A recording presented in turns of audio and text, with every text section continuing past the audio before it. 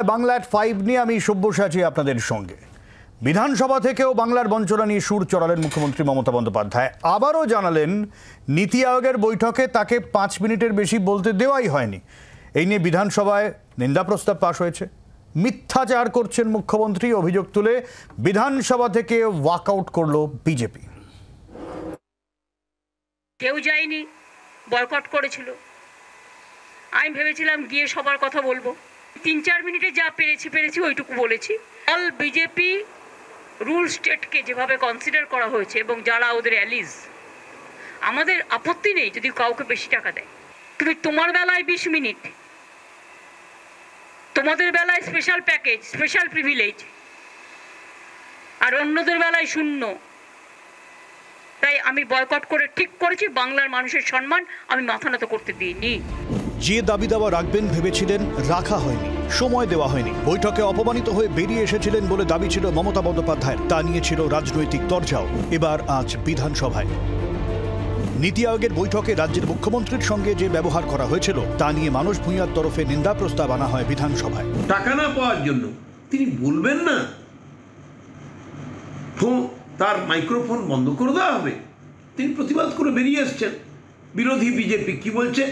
না, উনি তো পরিকল্পনা করে গিয়েছিলেন। আচ্ছা বলুন তো, এদের আমি কি বলবো? এদের কি না জানা অবাস্তব কিছু ব্যক্তিত্ব বলবো, না ভয়ঙ্কর হিংসাত্মক মানসিকতা নিয়ে মুখ্যমন্ত্রীকে আক্রমণ করার জন্যই কথা বলেন সেটা বলবো? বিধানসভার অধ্যক্ষ বলেন, মুখ্যমন্ত্রীকে নীতি আয়োগ বৈঠকে বলতে না দেওয়া অনৈতিক কাজ। বক্তব্য রাখতে উঠে মুখ্যমন্ত্রী বিধানসভায় পরে সুর চড়ান। ভাঙন, তিস্তার জলবন্টন, ফরাক্কা চুক্তি, ইন্দো ভুটান রিভার কমিশন সহ একগুচ্ছ ইস্যুতে কেন্দ্রের বিরুদ্ধে ক্ষোভ প্রকাশ করেন তিনি। তার দাবি রেল স্টেশনের পাশে রাস্তাটা পর্যন্ত তৈরি হয় না। তিনি স্পষ্ট জানিয়ে দেন, বরাদ্দ বা রাজ্যের অধিকারের ক্ষেত্রে কোনো আপোষ করা হবে না। বিধানসভায় মুখ্যমন্ত্রী ফের দাবি করেন, যে টাকা বাংলার পাওয়ার কথা মেলেনি। তিনি বলেন, বাংলা কেন বঞ্চিত জবাব চাই। বন্যার জন্য বিহার, অসম টাকা পেয়েছে, বাংলা পায়নি। বাংলাকে ভাগ করার চেষ্টা চলছে। উত্তরবঙ্গের সমস্ত উন্নয়ন তৃণমূল করেছে। নীতি আয়োগ বৈঠকে সময় দেওয়া হয়নি। রাজ্য সরকারকে গুরুত্ব দেয় না কেন্দ্র। মুখ্যমন্ত্রী বলেন, বৈঠকে তিনি সব রাজ্যের হয়ে বলে এসেছেন। তার আগে অবশ্য অধ্যক্ষের ভূমিকা নিয়ে ক্ষোভ প্রকাশ করে বিধানসভা থেকে ওয়াকআউট করেন বিজেপি বিধায়করা। বাইরে এসে মুখ্যমন্ত্রীর বিরুদ্ধে মিথ্যাচারের অভিযোগ তোলেন বিধানসভায় বিজেপি পরিষদীয় দলের মুখ্য সচেতক। মুখ্যমন্ত্রী তার সময় শেষ হয়ে যাওয়ার পরে তিনি নিজেই বেরিয়ে যান, কিন্তু আমাদের রাজ্যের মুখ্যমন্ত্রী অসত্য ভাষণে পটু নাটকীয়ভাবে উপস্থাপনা করে রাজ্যের মানুষের মাথা হেট করে দিয়েছেন। নীতি আয়োগের যে সিইও আছেন তিনি ব্যুরোক্র্যাট, তিনি কোনো দলের লোক না। তিনি মমতা ব্যানার্জির মিথ্যাচার, ভণ্ডামি, ড্রামা, নাটক সব ফাঁস করে দিয়েছেন মানুষের কাছে। সুমন কাঞ্জিলাল তিনি তো ভারতীয় জনতা পার্টির নির্বাচিত বিধায়ক। আমাদের বিধায়করা বাধ্য হয়েছে এই অগণতান্ত্রিক, অবৈধ এবং এই রকম সুযোগ সন্ধানী সিদ্ধান্তের প্রতিবাদ করতে। এটা তারা ঠিক করেই নিয়েছেন যে তাদের মতন করে তারা বলবেন, তারপরে তাদের বিরুদ্ধাচরণ করে সরকার পক্ষ যদি কিছু বলে তাহলে সেটা তারা শুনে জবাব দেবেন, সেটা করবেন না। তাহলে বোঝাই যাচ্ছে যে এই যে অসত্য কথা বলার যে অভিযোগ তোলা হচ্ছে মাননীয় মুখ্যমন্ত্রীকে কেন্দ্র করে, আমি বারবার বলছি, সদনেও বলেছি যে মাননীয় মুখ্যমন্ত্রীর অসত্য বলার প্রয়োজন হয়নি। বিজেপির বক্তার তালিকায় আলিপুরদুয়ারের দলবদলু বিধায়ক সুমন কাঞ্জিলালকে ঢোকানোর প্রতিবাদে পরে বিধানসভার সামনেই অবস্থান বিক্ষোভে বসেন বিজেপি বিধায়করা। মুখ্যমন্ত্রী যদিও সুমন কাঞ্জিলালকে পরে ধন্যবাদ জানিয়েছেন। তিনি বলেন, সুমন বিজেপির হয়ে জিতেছেন, একমাত্র তিনিই প্রতিবাদ করেছেন। সব মিলিয়ে নীতি আয়োগ ও বঞ্চনার অভিযোগে দিনভর সরগরম বিধানসভা। ক্যামেরায় জয়ন্ত পার্থর সঙ্গে শ্রেয়সী ও প্রবীরের রিপোর্ট, C24 ঘন্টা। আর যখন বিধানসভায় এই তরজা চলছে, তখন দিল্লিতে কি ডেভেলপমেন্ট, বিজেপি সাংসদরা প্রধানমন্ত্রীর সঙ্গে দেখা করেছেন, সেখানে কি চলছে, আমি একটু রাজীব রয়েছেন আমাদের প্রতিনিধি সরাসরি নয়াদিল্লি থেকে, রাজীবের কাছ থেকে আপডেট দেব। বাংলা নিয়ে নির্দিষ্টভাবে কি বললেন প্রধানমন্ত্রী নরেন্দ্র মোদী, খুব সংক্ষেপে রাজীব।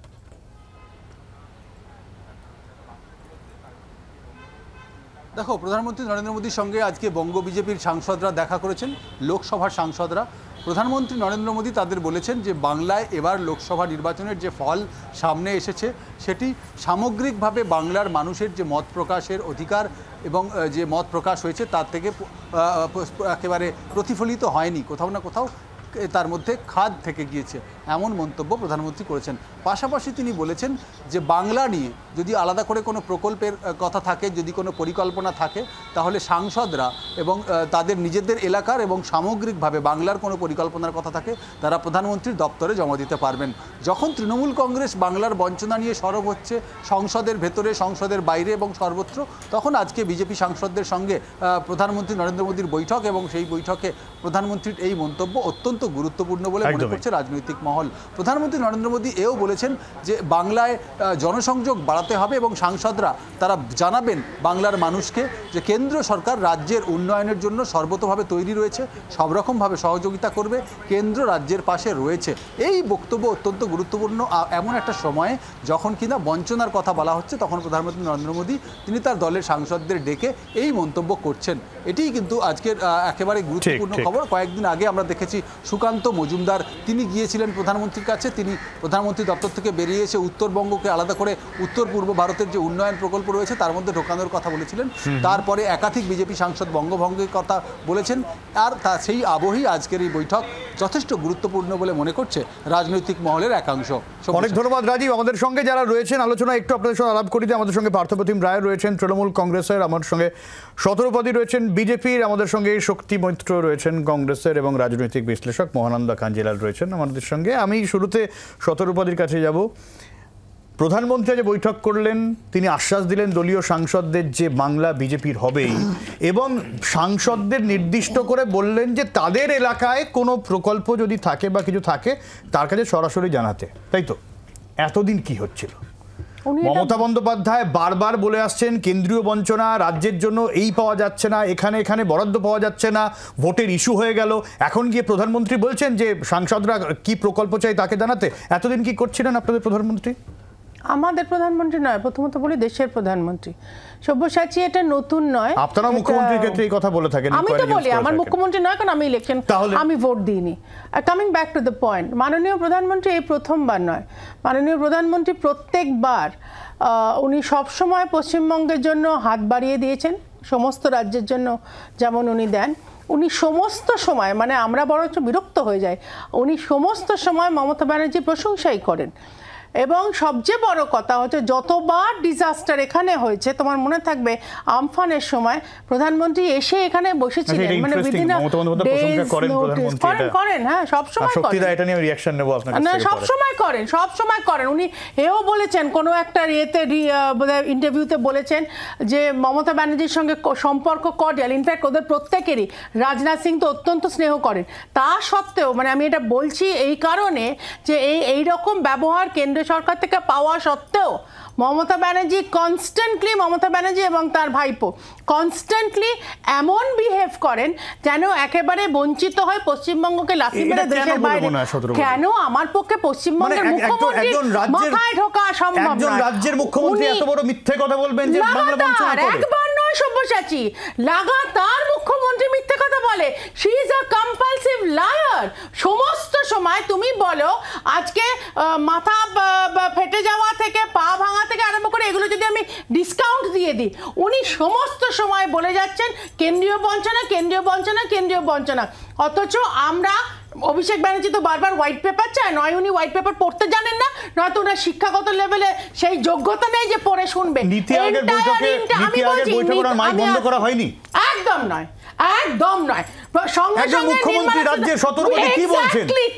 এক্স্যাক্টলি তাই। রাজ্যের মুখ্যমন্ত্রী এত বড় মিথ্যে কথা বলতে পারে, কেন্দ্রীয় মন্ত্রীরা হয়রান হয়ে যাচ্ছে। আমরা প্রেস কনফারেন্সে বসে বলছি উনার পুরনো স্বভাব, উনি লাগাতার এটা বলেন। তুমি দুটো জিনিস আমাকে, দুটো সেন্টেন্স একটু পয়েন্ট আউট করতে দাও। অনারেবল ফাইন্যান্স মিনিস্টার নীতি আয়োগে বসেছিলেন, উনি বলেছেন উনার তো মাইকটাই কেউ বন্ধ করেনি, কোথাও কোনো বেল বাজেনি।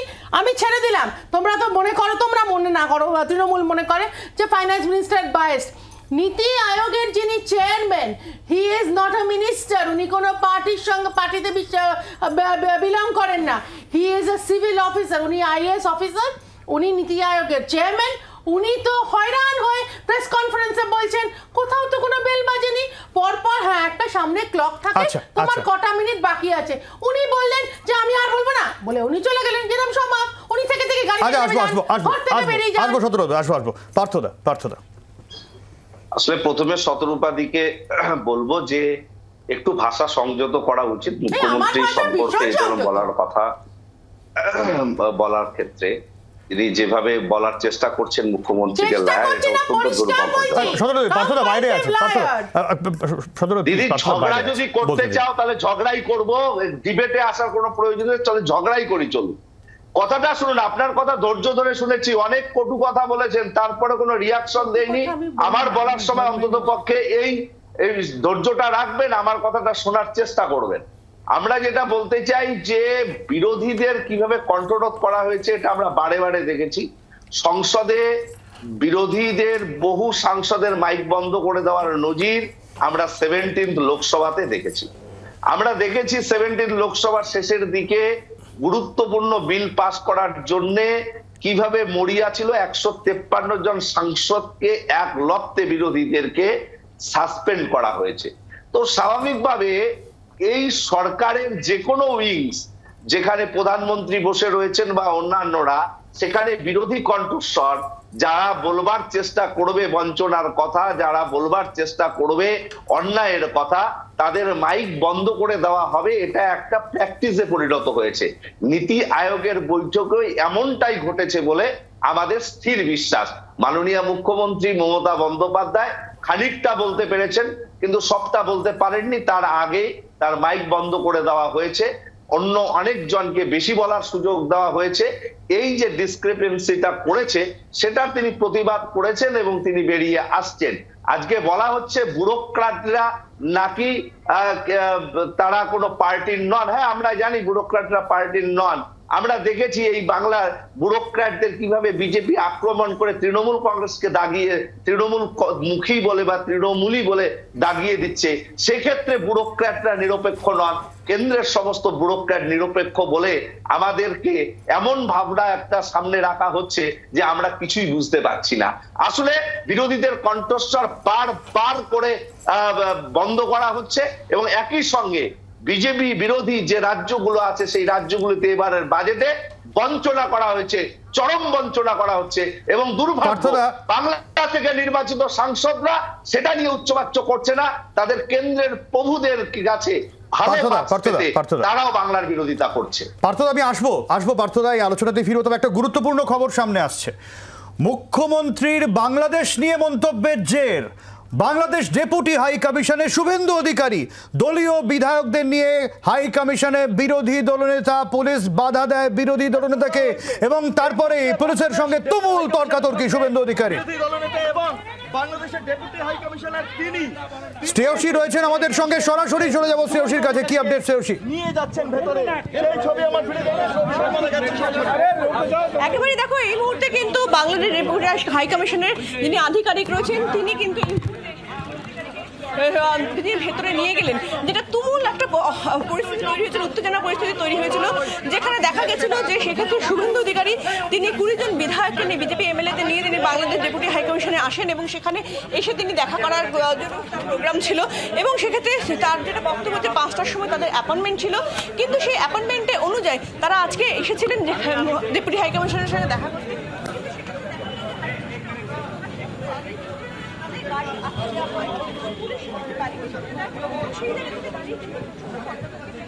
শ্রেয়সী শোনা যাচ্ছে? শ্রেয়সী শোনা যাচ্ছে? হ্যাঁ বলো শ্রেয়সী।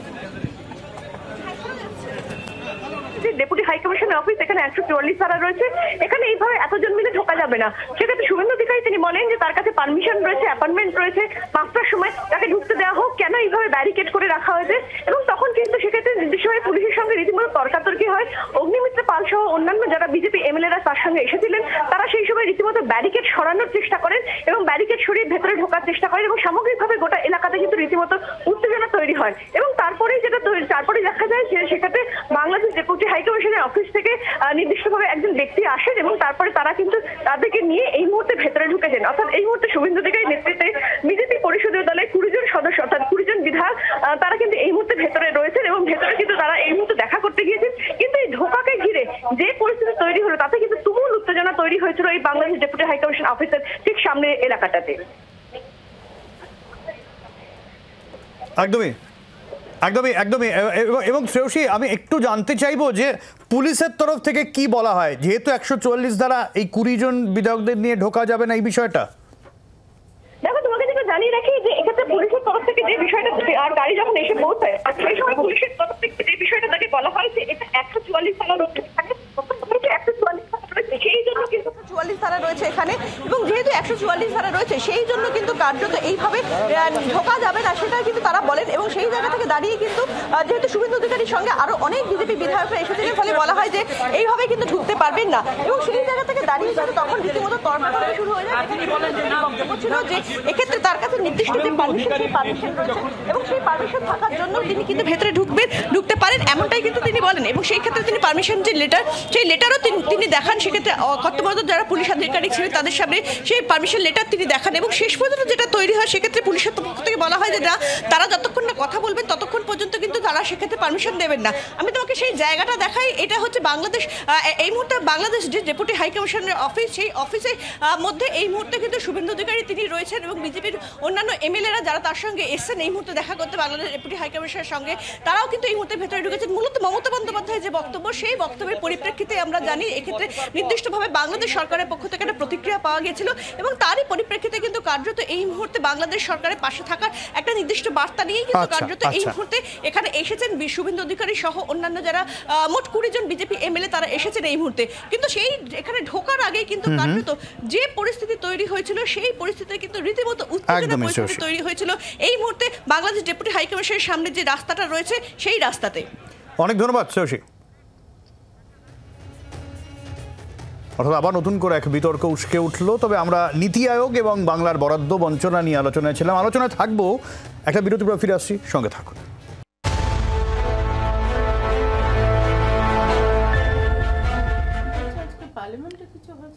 আমি সরাসরি শক্তিদার কাছে আসব। আমি রাজনৈতিক কচকচানিতে না গিয়ে একটা নির্দিষ্ট করে প্রশ্ন আপনাকে করতে চাই। তৃণমূল যে দাবি করছে বাংলাকে কেন্দ্র বঞ্চনা করছে, এই দাবির সঙ্গে আপনারা একমত? দেখুন, একটা প্রবাদ আছে, নাচায় পুতুল যত দক্ষ বাজি করে, নাচাও তেমতি তুমি অর্বাচীন নড়ে। It is applicable to Narendra Modi and Mamata Banerjee both. কারণটা হচ্ছে উনি দিল্লিতে দাঁড়িয়ে নীতি আয়োগে তার আগের দিন যখন অ্যালায়েন্সের মিটিং হয়েছিল, ডেরেক ওব্রায়েন ছিল এবং সিদ্ধান্ত গ্রহণ করা হয়েছিল কেউ যাবে না। হঠাৎ পরের দিন উনি বললেন, শ্যামরাকি না কুলরাকি, অভিষেকরা বলল that is a big platform, আর তুমি জিজ্ঞাসা করতে পারো। আমি ওনার দাবি যদি মানি, উনি তো বলতেই পারেন আমি সব রাজ্যের কথা বলতে গেছি। আমাকে বলতে দিন, আমি কারোর ইন্টারাপ্ট করি না। কথা হচ্ছে দিল্লিতে বলল সুইচ অফ করে দেওয়া হয়েছে, কলকাতা বিমানবন্দরে নেমে বললো অ্যালার্মিং বেল বেজেছে। আপনি যদি আর ক্যাবটা চালিয়ে দেখে নেন, এবং বলল আমাকে ওনার প্রস্তাব মতো, ওনার অনুরোধ বলবো বা অ্যাপিল বলবো, যেটাই হোক, ওয়েস্ট বেঙ্গল হলে অ্যালফাবেটিক উনি অনেক পিছিয়ে যান। উনি বলেছিলেন আমার জরুরি গুরুত্বপূর্ণ কাজ আছে, তাই ওনাকে 7 নম্বরে বলতে দেওয়া হয়েছিল।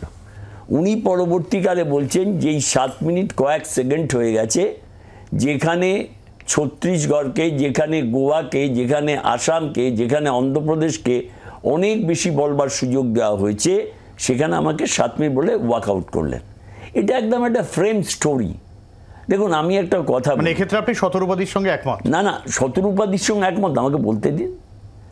এটা আমি এক্সপেক্ট করব কি করে নরেন্দ্র মোদীর থেকে, right from protem speaker, deputy speaker, আজকে বলছেন এনডিএ গভর্নমেন্ট, আজ থেকে 1 মাস আগে এনডিএ গভর্নমেন্ট বলতেন না, তখন বলা হতো মোদী সরকার। আজকে চিন্তা করে দেখুন, লাস্ট পার্লামেন্টে বিরোধী কক্ষ শূন্যতে 153 জনকে এক্সপালশন করে একটার পর একটা বিল পাস করিয়ে দিয়েছে। আমি নির্দিষ্টভাবে একটা প্রশ্ন করি, আপনার কি মনে হয় বাংলাকে বঞ্চনা করা হয়েছে? না, ডেফিনেটলি বাংলাকে বঞ্চনা তো অবশ্যই করছে, কিন্তু ইট is not the right way. তার জন্যে উনি রাস্তাঘাট, সুপ্রিম কোর্ট ছিল, উনি সামনে বসে প্রতিবাদ করতে পারতেন, পার্লামেন্টে প্রতিবাদ করবার জায়গা আছে, রাজ্যসভায় প্রতিবাদ। নীতি আয়োগ, হোয়াট ইজ নীতি আয়োগ? এটা হচ্ছে পঞ্চবার্ষিকী পরিকল্পনার একটা বছর। যখন আপনারা কেন্দ্রে একসাথে জোট করছেন, একসাথে সুর চড়াচ্ছেন, তখন এই বাংলার বরাদ্দ বঞ্চনার ক্ষেত্রে আপনি সুর চড়াচ্ছেন না কেন? আপনাদের দলের তরফে সুর চড়ানো হচ্ছে না কেন? যখন মমতা বন্দ্যোপাধ্যায় সুর চড়াচ্ছেন তখন তারও সমালোচনা করলে তো বিষয়টা একটু ডাইলুট হয়ে যায় না? আমি মমতা বন্দ্যোপাধ্যায়ের way of talking, way of মানে সুর চড়ানো, এইটার বিরোধিতা করছি। Always that lady wants to be in a limelight, সব সময় পাদপ্রদীপের আলোয়। গত 3 দিন ধরে আপনাদের এই বিভিন্ন আজকে আপনাদের প্রদেশ কংগ্রেস সভাপতির একটা নির্বাচনের বিষয় রয়েছে। হ্যাঁ, আজকে চলছে মিটিং, এখনো চলছে। এখনো এই বিরোধীরা থেকে যাবে, মানে দিল্লিতে এক, রাজ্যে আর এক। না না, এটা থাকবে না। এটা শুনুন, সে বললে সুকান্ত অধিকারী, সে বললে দিলীপ ঘোষ, এটা একটা দক্ষিণপন্থী দল এগুলো ঘটে। এটা কোনো প্রবলেম না। প্রবলেমটা হচ্ছে আগে পঞ্চবার্ষিকী পরিকল্পনা ছিল না, রাজ্যের জন্য বরাদ্দ হতো না, আদমশুমারির ভিত্তিতে জনগণনা হতো না, বললো কোভিডের জন্য গোনা হচ্ছে না, তারপরে 137টা দেশে কোভিডের পর। সুতরাং আমার বক্তব্য হচ্ছে অবশ্যই বঞ্চনা করছেন মোদি। তিনি চন্দ্রবাবু নাইডুকে যে টাকা দিচ্ছেন, তিনি বিহারকে যে টাকা দিচ্ছেন, আমাদের আচার্য প্রফুল্লচন্দ্র রায় বেঙ্গল কেমিক্যালের বরাদ্দটা কত একবার দেখুন তো খুলে। ঠিক, আমি এই জায়গা থেকে আমি একটা বিরতি নেব, বিরতির পর আমি মহানন্দাদির কাছে আসবো এই জায়গা থেকে, যে এই যে বরাদ্দ বঞ্চনা তৃণমূলের এক অভিযোগ, বিজেপির এক দাবি, কংগ্রেসের এক দাবি, কিন্তু কোথাও গিয়ে সাধারণ মানুষ, তাদের তো সব রাজনীতিতে কিছু যায় আসার কথা নয়। এই তু ম্যায় এই গুঁতোগুতিতে আসলে ক্ষতি হচ্ছে কি সাধারণ মানুষেরই? তারা কি করবেন? এই প্রশ্নের উত্তর খুঁজবো মহানন্দের কাছে। একটা বিরতির পর ফিরে আসছি, সঙ্গে থাকুন।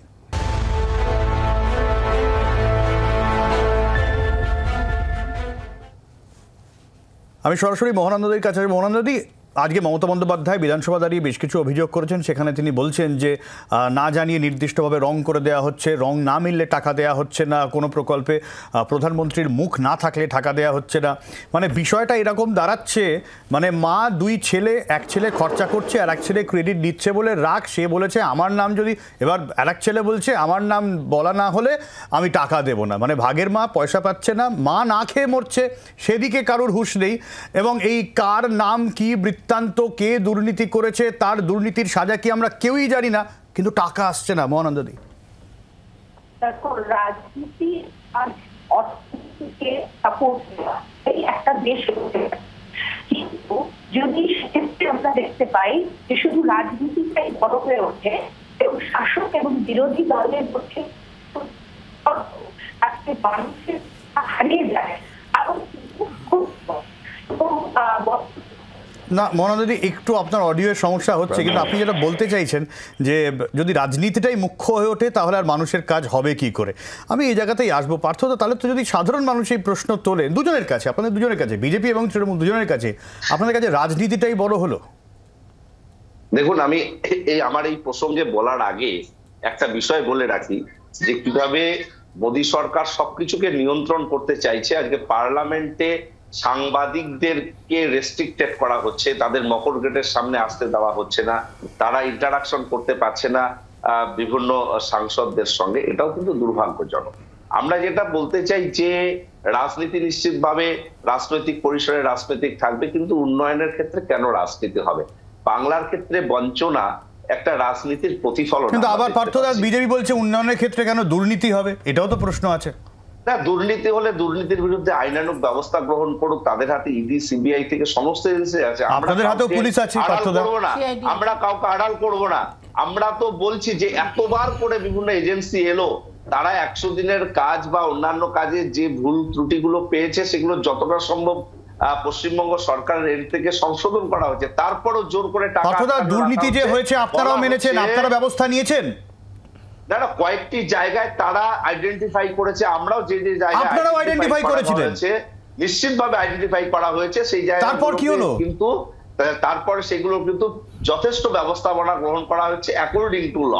আমরা মনে করি যে বিজেপি এখানে জিততে পারেনি বলে তারা জোর করে কিন্তু গরিব মানুষের পেটে লাথি মারতে চাইছে, এটা দুর্ভাগ্যজনক। যে কথাটা এর আগের দিন আমি বলেছিলাম যে 75 লক্ষ ভুয়ো জব কার্ড উত্তরপ্রদেশে থাকা সত্ত্বেও সেখানে কোনো আইনানুগ ব্যবস্থা হচ্ছে না বা 100 দিনের কাজের টাকা বন্ধ করা হচ্ছে না, কিন্তু বাংলায় বন্ধ করা হচ্ছে কয়েক হাজার ভুয়ো জব কার্ড আছে।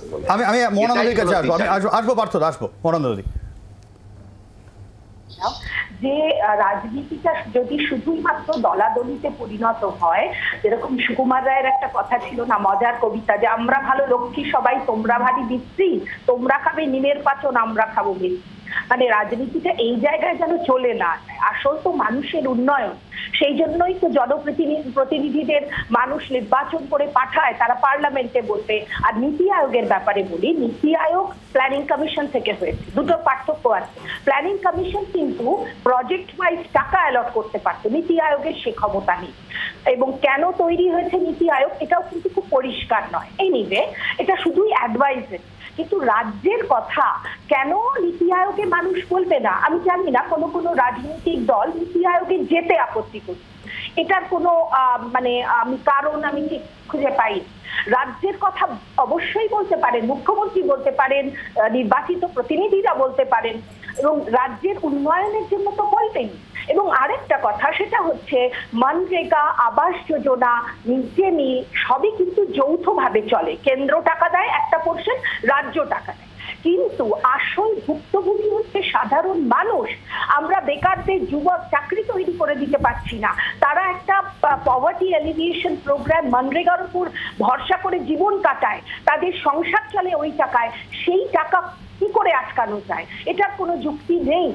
এবং আবাস যোজনা, একটা ঝড় হলে কতগুলো মানুষ বেঘর হয়ে যায়, আমরা দেখতে পাই সব সময়। কোন যুক্তিতে এই টাকাগুলো আটকানো হচ্ছে? কোনো ইউটিলাইজেশন না থাকলে তার জন্য অন্য ব্যবস্থা আছে, কিন্তু দেশের গরিব মানুষেরা তারা টাকা পাবে না, বাচ্চারা মিড ডে মিলে পুষ্টি পাবে না, এবং বাড়ি পাবে না গৃহহীন মানুষ, এটার কোনো যুক্তি নেই। এবং দলাদলি ভুলে এইগুলো প্রতি অন্যভাবে দৃষ্টি দেওয়া হোক। এক্স্যাক্টলি, এই দলাদলিটা ভোলা কেন শতপতি সম্ভব হচ্ছে না বলে মনে হচ্ছে আপনার? মানে আমার কথা হচ্ছে যেটা আমি পার্থদাকে যে প্রশ্ন করলাম, আপনাদের যে পুলিশ ছিল, সিআইডি ছিল, আপনাদের কোনো ব্যবস্থা নিতে আমার অন্তত চোখে পড়েনি যাতে দুর্নীতি বলতে পারে যে এই দুর্নীতির এই পচা জিনিসগুলো ছিল, আমি বাদ দিয়েছি, এবারে টাকা দিন। আপনারাও কিছু করতে পারেননি। আপনারা প্রতিনিধি পাঠিয়েছেন, এসেছে, তারপরে কি হলো কেউ জানে না, অথচ বছরের পর বছর ধরে মানুষগুলো টাকা পাচ্ছে না। শোনো, পশ্চিমবঙ্গের ক্ষেত্রে পশ্চিমবঙ্গের এটা অত্যন্ত দুর্ভাগ্য যে একদিকে দরাজপন্থী উদার মনের প্রধান সেবক 56 ইঞ্চি চেস্ট নিয়ে উনি দাঁড়িয়ে, এই উদার সেবকের বিরুদ্ধে বারবার একই অভিযোগ কি করে ওঠে? আমি একটু শেষ করি।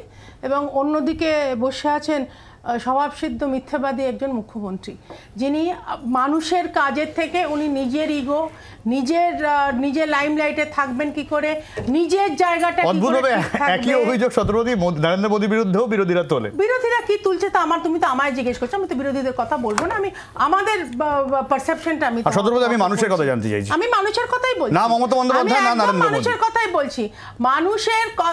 মানুষের দুর্ভাগ্য, যার জন্য আমি বললাম পশ্চিমবঙ্গ মানুষের দুর্ভাগ্য যে তাদের চোখের সামনে দেখতে হচ্ছে যে সত্যি সত্যি মহানন্দাদি যেটা বললেন, ঝড়ে বাড়িঘর পড়ে গেছে, কিন্তু তারা নেতারা লড়াই করে যাচ্ছে, যে নিজেদের ডকুমেন্টেশন পর্যন্ত ঠিক রাখে না, গরিব মানুষকে ডিপ্রাইভ করে কার একতলা বাড়ি থেকে তিনতলা অট্টালিকা হয়ে গেল প্রধানমন্ত্রী আবাস যোজনার দরুন, এবং তারা হিসেবটুকু দিতে পারছে না। ফাইন্যান্স মিনিস্ট্রি বারবার বলে বলে হদ্দ হয়ে গেল যে তোমরা ইউটিলাইজেশন সার্টিফিকেটটা দাও। আমি মিনিস্ট্রির কথা আপাতত যদি ছেড়েও দিই, সব্যসাচী তুমি যদি বাড়িতে তোমার ড্রাইভারকে 100 টাকা দাও তেল পেট্রোল আনার জন্য, এবং 100 টাকা তো আজকাল হবে না, যা দেবে, তারপরে সে যদি তোমাকে হিসেব না দেয়, তুমি বাকি টাকা ইউটিলাইজেশন সার্টিফিকেট দিয়ে দিই। গুচ্ছের ফলস নামে তাদের আধার কার্ডের আইডেন্টিফিকেশন নেই, অথেন্টিকেশন নেই, ফলস জব কার্ড তৈরি হচ্ছে, ফলস আইডেন্টিফিকেশন তৈরি হচ্ছে, তো এগুলো টাকা কেন্দ্র দেবে। আমি মহানন্দাদির একটা প্রশ্নই তুলে শক্তিদার কাছে, শক্তিদা একটা তো প্ল্যাটফর্ম আছে, সেখানেই যদি আপনারা না যান এবং মমতা বন্দ্যোপাধ্যায় গেছেন বলেও আপনারা যদি টোকা দেন, তাহলে তো মুশকিল। তাহলে দাবিটা পেশ করবেন কোথায়? আমি একটা কথা মহানন্দাদি বলেছেন, পঞ্চবার্ষিকী পরিকল্পনা নীতি আয়োগের মধ্যে দুটো ডিফারেন্স আছে, কিন্তু আপনি নীতি আয়োগের ভূমিকা নিয়ে সমালোচনা করতে পারেন, কিন্তু ওটা তো এক্সিস্ট করছে, আমাকে তো একটা প্ল্যাটফর্মে যেতে হবে। বলতে দিন, সবচেয়ে বড় বলবার জায়গা হচ্ছে ভারতবর্ষের গণতন্ত্রের মন্দির পার্লামেন্ট। আজকেও রাহুল গান্ধী বলেছে, আজকে যদি মনরেগার, আজকে যদি একটা ছেলে বা মেয়ে একটা ডিমের দাম 6.5 টাকা, একটা সোয়াবিনের তরকারি 4 টাকা, 2 টাকা হচ্ছে ডাল, প্রায় 16 টাকা 50 পয়সা পড়ে যায়, তাদেরকে 5 টাকা 50 পয়সা বরাদ্দ করা হচ্ছে, 85 লক্ষ টাকা দুর্গাপূজায় দিয়ে দেওয়া হচ্ছে। আজকে সিএসসি 85,000 সরি 85,000 একবারে। আজকে একটা কথা মাথায় রাখতে হবে যে প্রান্তিক মানুষরা রাজনৈতিক কারণে তারা ডিপ্রাইভড হোক, এই যে আমাদের উনি বিজেপির যিনি প্রবক্তা তিনি বললেন যে কম্পালসিভ লায়ার, এই কথাটা ঠিক আমি বলবো না, কারণ বিলোদা তাহলে তো মোদি প্রথম থেকেই তো মিথ্যে কথা বলছেন, আমি তো সের মধ্যে যাচ্ছি না।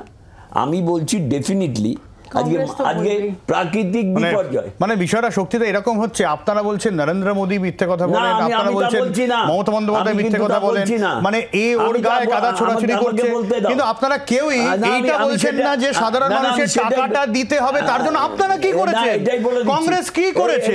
আজকেই দেখো পার্লামেন্টে আমরা কি করেছেন, ইউটিলাইজেশন সার্টিফিকেট যদি না দেওয়া হয় তাহলে তোমার ইডি আছে, সিবিআই আছে, 1 টাকা যদি অন্য খাতে ব্যয় করা হয়, তুমি শাহজাহানকে গ্রেপ্তার করতে পারো, তুমি পার্থ চ্যাটার্জিকে, তাহলে তাদেরকে গ্রেপ্তার করো, একটার পর একটা গ্রেপ্তার করো, গ্রেপ্তার করে কাস্টডিতে রাখো, তাদের মেজর পোরশন কেন ডিপ্রাইভড হবে?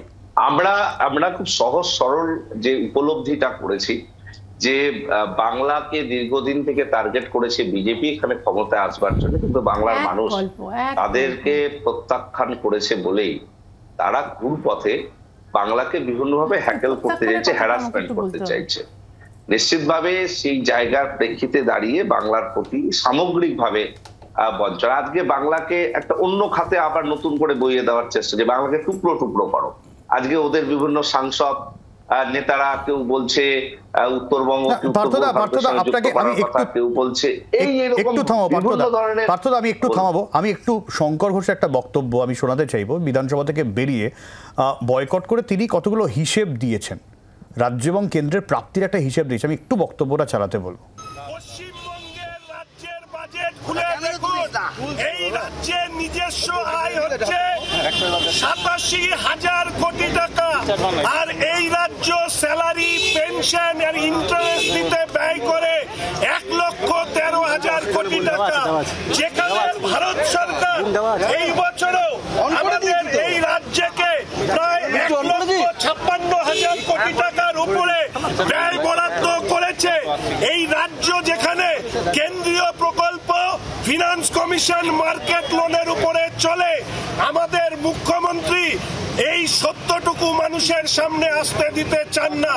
তিনি যে কথা বলেন অর্থনৈতিক অবরোধের কথা, আপনাদের পার্থদা, শঙ্কর ঘোষ নির্দিষ্টভাবে হিসেব দিচ্ছেন যে রাজ্যের যা আয় তার থেকে ব্যয় বেশি, বাকি ধারের ওপর এবং কেন্দ্রের টাকার ওপর নির্ভর হয়ে চলতে হয়। শঙ্কর ঘোষকে একটু পাল্টা বলতে বলবো যে ভারতবর্ষে মোদী সরকার ক্ষমতায় আসবার পর কত ঋণ ছিল আর এখন কত ঋণ আছে, ভারতবর্ষটা অর্থনৈতিক অবস্থাটা কিভাবে চলছে সেটার একটা ব্যাখ্যা করুন। সেই ব্যাখ্যা দেওয়ার দুঃসাহস বিজেপির কোনো নেতার নেই। তারা শুধুমাত্র ফেডারেল স্ট্রাকচার, রাজ্য যথেষ্ট তৎপরতার সঙ্গে তার ব্যয় সংকোচন করে মানুষের স্বার্থে কর্মসূচি গ্রহণ করছে। আমি নির্দিষ্টভাবে যদি বলি, এই যে 1,56,000 কোটি টাকা কেন্দ্রের তরফে যে দেয়া হয়েছে বলে দাবি করছেন, দেয়া তো হচ্ছে, কেন্দ্রের তরফে একাংশ অভিযোগ করছেন আপনারা খরচা করতে পারছেন না। এটা একদমই ভুল কথা। সব থেকে বড় যে কেন্দ্র যে টাকাটা দিচ্ছে সেটা জিএসটির যে 50%, সেই টাকাটাও তো সঠিকভাবে তারা দেয় না, অনেক বকেয়া টাকা সেখানেও রয়েছে এবং বিভিন্ন খাতে কয়েক লক্ষ হাজার কোটি টাকা কেন্দ্রের কাছে পাওনা রয়েছে। মুখ্যমন্ত্রী পুরো ক্যাটেগরিক্যালি প্রধানমন্ত্রীর কাছে কয়েক দফায় সেটা দিয়েছেন, এবারেও তিনি সেটা দিতে চেয়েছেন প্রধানমন্ত্রীর সঙ্গে ইন্ডিভিজুয়ালি বৈঠক করে, কিন্তু সেই সময় তিনি দেননি। আমরা পার্লামেন্টে এর আগেও বহুবার আমাদের সাংসদরা ক্যাটেগরিক্যালি কোন খাতে কত টাকা পাওনা রয়েছে, জিএসটিতে কত টাকা পাওনা রয়েছে সেটাও বলেছে যে জিএসটির সমস্ত টাকা কেন্দ্র নিয়ে যায়, তারপর যে 50% টাকা দেওয়ার কথা সেটাও সঠিকভাবে পেমেন্ট করা হয়। আসবো পার্থদা সদরবাড়ি। ডাহা মিথ্যা কথা, আবার মিথ্যা কথা বললো। আমি একটু পার্থর প্রথম থেকে আসি। তো বারবার বলছে যে কেন্দ্রীয় সরকার নাকি বিরোধীদের কণ্ঠরোধ করে, যেভাবে বিধানসভায় যেভাবে লিডার অফ অপোজিশন সমেত সমস্ত বিধায়ক বিধায়িকাদের মানে বিজেপির বিধায়ক বিধায়িকাদের যেভাবে কণ্ঠরোধ করা হয়, সেই রকম নজিরবিহীন এক্সাম্পল সারা দেশে অন্য কোথাও নেই। আর বাকি রইল যে বারবার বলছে পার্থ যে আমরা নাকি হেরে গেছি, সেই জন্য আমরা নাকি পশ্চিমবঙ্গকে বঞ্চনা করে যাচ্ছি। এটাও কত বড় মিথ্যে কথা। এটা পশ্চিমবঙ্গের মানুষ উত্তর দেবে সঠিক সময় এলে। তোমরা কিভাবে জিতেছ সেটা মিডিয়া ছাড়া বিজেপির আলাদা করে বলতে লাগবে না। দেশ ঋণে আছে, দেশ ঋণে আছে। সদরবাদে এই যে উপনির্বাচন হলো সেগুলো তুমি অ্যাজ এ জার্নালিস্ট আমাকে জিজ্ঞেস করছো যে কি হলো? সারা বছর ধরে যেরকম ভাবে ফিয়ার সাইকোসিস মানুষের মধ্যে ঢুকিয়ে রেখেছে যে যদি ওদের বিধায়ক বিধায়িকা না দেওয়া হয় তাহলে সঙ্গে সঙ্গে লক্ষ্মীর ভান্ডার বন্ধ করে দেবে, সমস্ত স্কিম বন্ধ করে দেবে। এবং করে আছে উদয়ন গুহ নর্থ বেঙ্গলে দাঁড়িয়ে থেকে বলেছে যে যে কজন দেয়নি সব বন্ধ করে দেবে, জলের কল কেটে নিয়ে গেছে। কটা মানুষ রাজনীতি চিন্তা করবে? আমি আসবো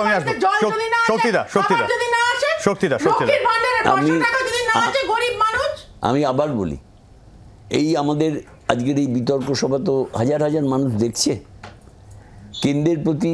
কেন্দ্রের রাজ্যের প্রতি বঞ্চনা আলোচনা মূল বিষয়বস্তু। আমাদের মুখ্যমন্ত্রী বলছেন যে আমাকে বলতে দেওয়া হয়নি, প্রধানমন্ত্রী বলছেন এবং যে ছিলেন তিনি বলছেন যে স্টেটমেন্ট না দিলেও যিনি স্টেটমেন্টটা দিয়েছেন তিনি বলছেন, আরে নির্মলা সীতারামন বলেছেন নির্মলা সীতারামন বলা without consent of prime minister it is not possible. না ইট ইজ নট পসিবল। আরে আজকে আপনারা ফাইন্যান্স মিনিস্টার বলছেন, আরে দুদিন আগে সব মোদি বলতো। আচ্ছা যাই হোক, যে কথাটা আমি বলি যে আমাদের প্রান্তিক মানুষরা তাদের ন্যায্য অধিকার থেকে বঞ্চিত হোক, রাজনীতির ঊর্ধ্বে উঠে দাঁড়িয়ে যদি বলতে হয় এটা অবশ্যই বলতে হবে যে মানরেগা, ফুড ফরওয়ার্ড, তারপরে ধরো ছেলে মেয়েদের পড়াশুনো, বাচ্চাদের স্কুলে যাওয়া, 17,000 প্রাথমিক বিদ্যালয় বন্ধ হয়ে যাচ্ছে, এগুলো অবিলম্বে।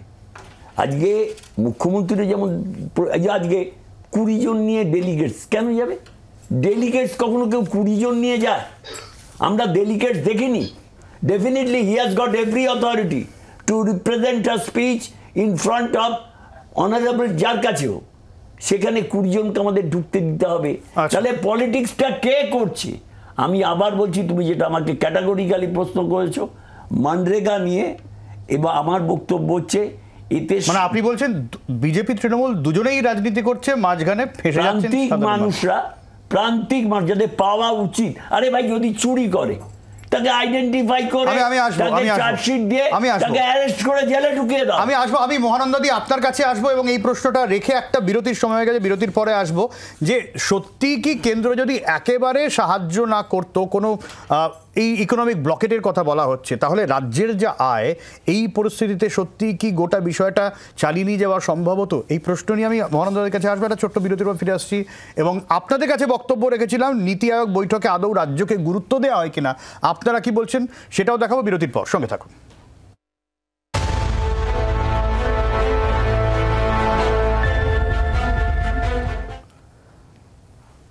আমি মহানন্দাদের কাছে আসবো, তবে তার আগে জানিয়ে দিই সোশ্যাল মিডিয়ায় যে প্রশ্ন আপনাদের কাছে রেখেছিলাম নীতি আয়োগ বৈঠকে আদৌ রাজ্যকে গুরুত্ব দেওয়া হয় কি না, বেশিরভাগ মানুষ বলছেন না দেওয়া হয় না। 17 ফেসবুক, ইনস্টাগ্রাম, হোয়াটসঅ্যাপ, এক্স হ্যান্ডেলও বলছেন না হয় না বেশিরভাগ, এবং ইউটিউবে বলছেন হ্যাঁ গুরুত্ব দেওয়া হয়, 63% ভোট পড়েছে সেখানে। আমি মহানন্দাদির কাছে আসবো, টেকনিক্যালি জায়গাটা জানতে চাইবো, যদি কেন্দ্র একেবারে ইকোনমিক ব্লকের যে অভিযোগ উঠছে হয়, তাহলে কি সত্যি রাজ্য চালানো সম্ভব? না, আমি এটা বিশ্বাস করি না যে কেন্দ্রীয় সরকার একটা রাজ্যকে ইকোনমিক ব্লকেজ করবে শুধু রাজনীতির স্বার্থে, মানে এটা আমি ভাবতে চাই না। স্বাধীনতার ৭৬ বছর বাদে একটা ভারত পৃথিবীর শ্রেষ্ঠ গণতান্ত্রিক দেশে এটা হয়, এটা আমি ভাবতে চাই না, কারণ আমি নিজেই গর্বিত যে আমি একটা লার্জেস্ট ডেমোক্রেসির বাসিন্দা। কিন্তু প্রবলেমটা হচ্ছে যে রাজ্যগুলোকে নিয়ে তবে একটা দেশ, সেখানে ভাগাভাগির কোনো জায়গা নেই। এবং অবশ্যই কেন্দ্রীয় সরকার তাদের অনেক কাজ আছে, অনেক বড় বড় প্রকল্প আছে, কিন্তু ভারতবর্ষ কিন্তু ধনী দেশ নয়, এটা মাথায় রাখতে হবে। এখনো বহু মানুষ তারা দরিদ্র, তাদের কথা ভাবতে হবে, তাদের উন্নয়ন না হলে দেশ এগোতে পারবে না। বা বলা হয় না যে ভারত থার্ড র্যাঙ্কে চলে গেছে, এটা আংশিক সত্য, এটা সম্পূর্ণ মিথ্যে, কারণ জিডিপির উপরে বেস করে তৈরি, আর জিডিপি কখনো পুরো চিত্র দেয় না। একটা দেশের অবস্থান বুঝতে গেলে মাথা পিছু আয় বুঝতে হয়, সেই মাথা পিছু আয়ের বেসিসে ভারতবর্ষের স্থান অনেকটা নিচে। আমি দুটো এক্সাম্পল দেব। USA super power, economic super power, তার মাথা পিছু আয় কত? $৭৬,৩৭০। জার্মানি আরেকটা ডেভেলপ কান্ট্রি, তার মাথা পিছু আয় কত? $৫৩,৩৯০। ভারতের মাথা পিছু আয় কত? $২,৩৮০।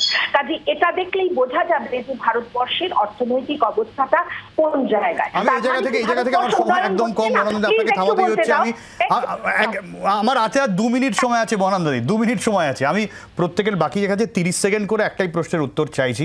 যারা গরিব মানুষ, প্রান্তিক মানুষ, তারা এত হিসেব নিকেশ, রাজনীতি, নিন্দা প্রস্তাব, নীতি আয়োগে মাইক বন্ধ করে দেওয়া, কিচ্ছু বোঝে না, তাদের জন্য কি করবেন আপনারা? সতেরোপতি। শোনোর, কেন্দ্রীয় সরকার সবসময় দুহাত বাড়িয়ে আছে। আমরা এবারও আমাদের তরফ থেকে প্রত্যেকে যারা আমরা স্পোক্সপারসন আছি, ইনক্লুডিং প্রাইম মিনিস্টার নিজে, ফাইন্যান্স মিনিস্টার, প্রত্যেকে বলেছিলেন যে খুব খুশি হচ্ছিলেন মুখ্যমন্ত্রী আসবে শুনে। এবং এই দুজনকে মিলে, মানে কেন্দ্র সরকার, রাজ্য সরকার, একেবারে সমন্বয়তে এই কাজ এগোতে হবে গরিব মানুষের জন্য, প্রান্তিক মানুষের জন্য, সমস্ত ইলেকটোরেটের জন্য। তা না করে এই কম্পালসিভ লায়ার, স্বভাবসিদ্ধ মিথ্যাবাদী মুখ্যমন্ত্রী দয়া করে নাটক বন্ধ করে কাজের কাজ করেন, সবাই খুশি হবে। পার্থদা না, খুব সংক্ষেপে। ইকোনমিক ব্লকেজ হচ্ছে একটাই উদাহরণ যে অন্ধ্রপ্রদেশ, বিহারকে স্পেশাল প্যাকেজ দেওয়া হচ্ছে, আর কোথাও কোথাও ইকোনমিক ব্লকেজ করা হচ্ছে, এবং বাংলা তার উদাহরণ। এটা বিজেপি একটা পলিসি দিচ্ছে তাদের চেয়ার বাঁচানোর জন্য, এবং যেখানে রাজনৈতিকভাবে এটে উঠতে পারছে না সেখানে তারা প্রতিহিংসা পরায়ণ হচ্ছে। শক্তিদা, দেখুন, রিভেঞ্জ নিয়ে রাজ্য এবং কেন্দ্র, তাহলে প্রান্তিক মানুষগুলো না খেতে পেয়ে মারা যাবে। এটা সত্যি একদম দিনের আলোর মতো পরিষ্কার। অন্ধ্রপ্রদেশ এবং বিহারকে বেশি দিতেই হবে, কারণ এবার আর মোদী সরকার নয়। আজকে চন্দ্রবাবু নাইডু বা নীতিশ কুমারকে না দিলে গভর্নমেন্ট টাপল হয়ে যাবে। আমার বক্তব্য তা নয়। আমার বক্তব্য হচ্ছে যদি ঠিকমতো টাকা কেউ চুরি করে থাকে, এক খাতে টাকা নিয়ে আর এক খাতে ব্যয় না করে, তাহলে তাদের আইডেন্টিফাই করে অ্যারেস্ট করে, আরে যারা প্রাপ্য তাদেরকে দেওয়া হোক না, যারা একদম প্রান্তিক মানুষ। আর যেটা গড় হয়, পার ক্যাপিটা ইনকামটা কত, আমার কি উদার অর্থনীতি? আমি কোন জায়গায় দাঁড়িয়ে আছি সেটা তো দেখতে হবে। জিডিপি, জিএসটি, ইনফ্লেশন, এগুলো কজন মানুষ বোঝে? আমার বক্তব্য একটাই, কোনো কারণেই প্রান্তিক মানুষদের তাদের ন্যায্য পাওনা টাকা থেকে বঞ্চিত করা উচিত না। একদমই। আমার সময় শেষ, আটকাতেই হচ্ছে, এবং আমরাও চাইবো অবশ্যই এই নীতি আয়োগের বৈঠক হয়ে গেল। আজকে প্রধানমন্ত্রী দলীয় সাংসদদের সঙ্গে বৈঠক করেছেন। সাংসদদের কাছে কোন প্রকল্পে কাজ হওয়া উচিত বলে মনে করেন সেটা জানতে চেয়েছেন। সাংসদরা দয়া করে দিন, রাজনীতি ভুলে যে সাধারণ মানুষগুলো কেন্দ্রীয় সাহায্যের আশায় হাপিত্তেশ করে বসে আছে, অন্তত এইবার এই ধরনের বিষয়গুলো বন্ধ হোক, টাকা আসুক সাধারণ মানুষের ঘরে। আপাতত এই পর্যন্তই। সঙ্গে থাকুন জি 24 ঘন্টা।